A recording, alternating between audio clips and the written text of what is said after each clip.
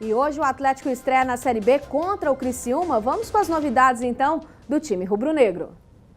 Às vésperas da estreia no Campeonato Brasileiro, Cláudio Tencati ainda não sabe qual time vai escalar diante do Criciúma e prevê dificuldades nas primeiras rodadas. A gente sabe que nós temos atletas que chegaram no clube recentemente e ainda não têm condições de estrear, alguns até por questões documentais, como nós teremos problemas ainda, alguns jogadores de documento, né, e alguns ainda que chegaram aos términos do estadual, ficaram parados 15 dias, 20 dias, e esses atletas estão passando por uma transição, então para depois chegar nas minhas mãos. Então acredito que para a segunda rodada eu terei a opção de mais 1 ou 2 atletas, mas realmente a equipe do Atlético para o Campeonato Brasileiro da Série B, isso no meu entendimento, é a partir da terceira rodada contra o Guarani em casa. Mesmo sem contar com vários contratados, a ordem é superar o adversário, até porque o Atlético vai estar diante do seu torcedor. A necessidade da vitória, principalmente quando se joga em casa, ela é importante,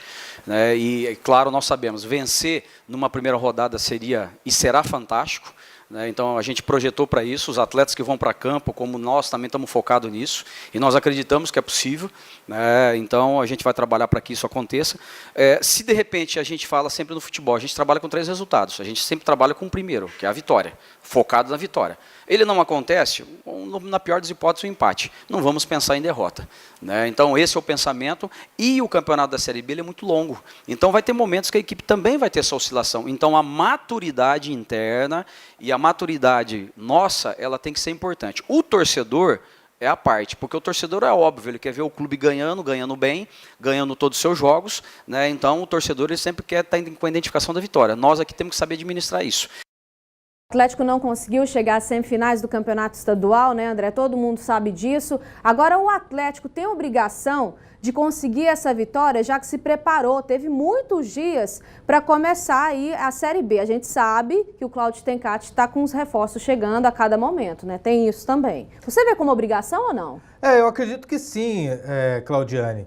Mas, ao mesmo tempo, por exemplo, essa entrevista do Cláudio Tencati meio que desanima o torcedor. Vocês viram aqui que eu comecei todo animado, dizendo que os 3 goianos brigam por acesso. Aí o treinador do Atlético disse que o time de verdade a gente vai encontrar, a gente vai ver na terceira rodada.